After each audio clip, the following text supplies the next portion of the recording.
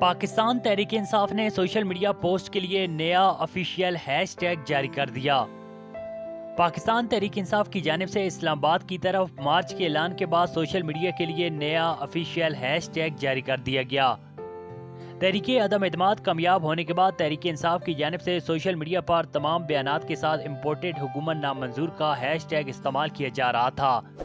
تاہم تحریک انصاف کے چیئرمین عمران خان کی جانب سے اسلام آباد کی طرف آزادی مارچ کی حتمی تاریخ کے اعلان کے بعد ہیش ٹیگ کو تبدیل کر کے نیا آفیشیل ہیش ٹیگ حقیقی آزادی مارچ کر دیا گیا اور رہنماؤں کو تمام ٹویٹس اور سوشل میڈیا پوسٹ میں یہ ہیش ٹیگ استعمال کرنے کی ہدایت کی گئی ہے۔